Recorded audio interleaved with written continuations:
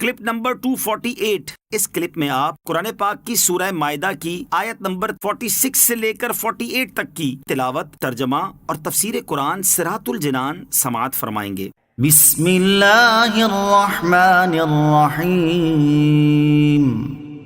ترجمہ، اللہ کے نام سے شروع جو نہایت مہربان رحمت والا ہے۔ وقفینا علی آثارهم بعیسی ابن مریم مصدقا لما بین یدیہ من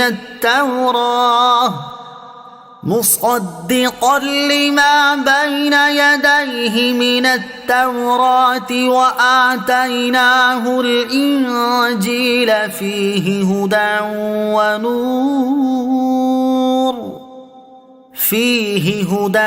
ونور ومصدقا لما بين يديه من التوراة وهدى وموعظة للمتقين۔ ترجمہ، اور ہم نے ان نبیوں کے پیچھے ان کے نقش قدم پر عیسیٰ بن مریم کو بھیجا، اس تورات کی تصدیق کرتے ہوئے جو اس سے پہلے موجود تھی، اور ہم نے اسے انجیل عطا کی جس میں ہدایت اور نور تھا، اور وہ انجیل اس سے پہلے موجود تورات کی تصدیق فرمانے والی تھی اور پرہیزگاروں کے لیے ہدایت اور نصیحت تھی۔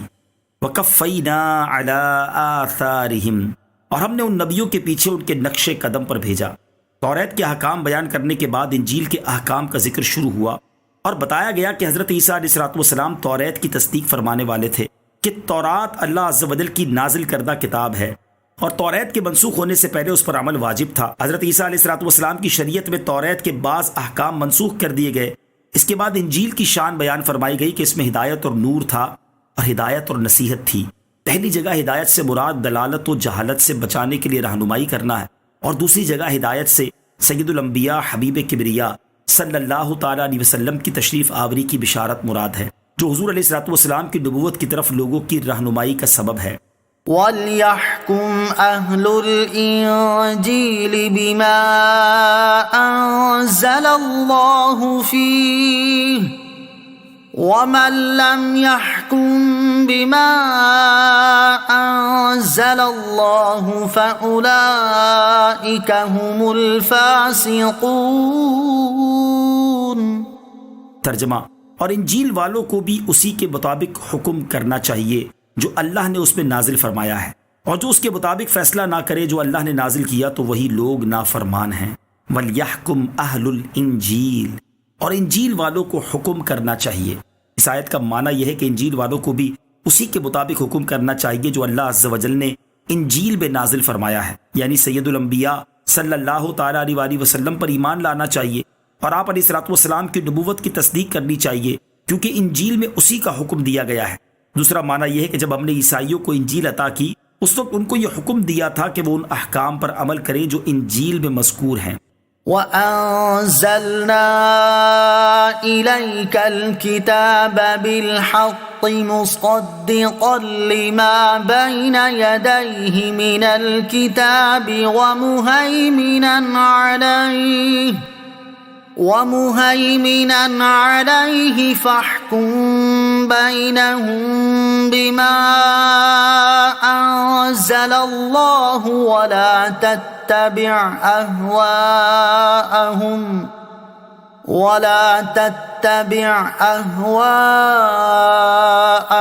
عَمَّا جَاءَكَ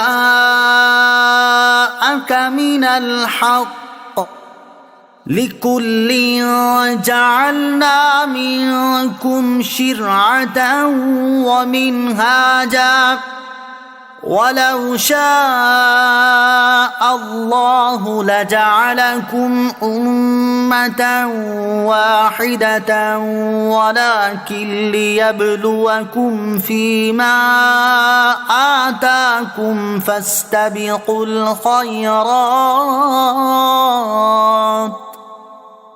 إِلَى اللَّهِ مَرْجِعُكُمْ جَمِيعًا فَيُنَبِّئُكُم بِمَا كُنتُمْ فِيهِ تَخْتَلِفُونَ۔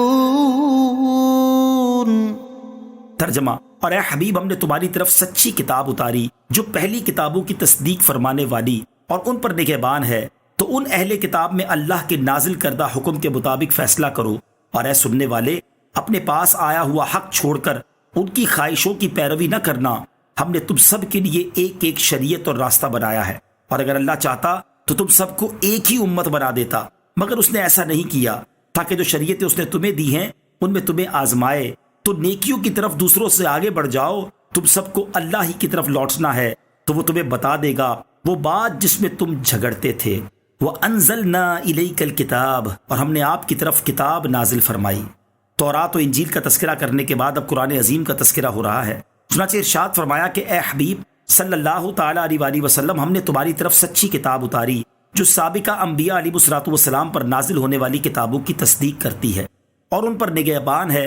تو جب اہل کتاب اپنے مقدمات میں آپ علیہ الصلوۃ والسلام کی طرف رجوع کریں تو آپ صلی اللہ تعالیٰ علیہ وسلم قرآن پاک کے مطابق ان کے درمیان فیصلہ فرما دیں۔ لِكُلٍّ جَعَلْنَا مِنْكُمْ شِرْعَةً وَمِنْهَاجًا، ہم نے تم سب کے لیے ایک ایک شریعت اور راستہ بنایا ہے۔ ارشاد فرمایا کہ ہم نے تم سب کے لیے ایک ایک شریعت اور راستہ بنایا ہے، یعنی فروعی اعمال ہر ایک کے خاص اور جدا جدا ہیں، جیسے نمازوں روزوں کی تعداد اور اس طرح کے احکام جدا جدا ہیں، لیکن اصل دین سب کا ایک ہے، یعنی توحید و رسالت، عقیدہ آخرت، یوں ہی بنیادی اخلاقیات سب کی مشترک ہیں۔ حضرت علی المرتضیٰ کرم اللہ تعالی وجہ الکریم نے فرمایا کہ ایمان حضرت آدم علیہ السلام کے زمانے سے یہی ہے کہ لا الہ الا اللہ کی شہادت اور جو اللہ عز و جل کی طرف سے آیا اس کا اقرار کرنا، جبکہ شریعت ہر امت کی خاص ہے۔ وَلَوْ شَاءَ اللَّهُ لَجَعَلَكُمْ أُمَّةً وَاحِدَةً، اور اگر اللہ چاہتا تو تم سب کو ایک ہی امت بنا دیتا۔ ارشاد فرمایا کہ اگر اللہ تعالیٰ چاہتا تو تم سب کو ایک ہی امت بنا دیتا، مگر اس نے ایسا نہیں کیا، تاکہ جو شریعتیں اس نے تمہیں دی ہیں ان میں تمہیں آزمائے اور امتحان میں ڈالے، تاکہ ظاہر ہو جائے کہ ہر زمانے کے مناسب جو احکام دیے کیا تم ان پر اس یقین و اعتقاد کے ساتھ عمل کرتے ہو کہ ان کا اختلاف اللہ تعالیٰ کی مشیت مرضی سے ہے اور اس میں بہت سی حکمتیں اور دنیاوی اور اخروی فوائد و منافع ہیں، اور یا تم حق کو چھوڑ کر نفسانی خواہشات کی پیروی کرتے ہو۔ فَاسْتَبِقُوا الْخَيْرَاتِ، تو نیکیوں کی طرف دوسروں سے آگے بڑھ جاؤ۔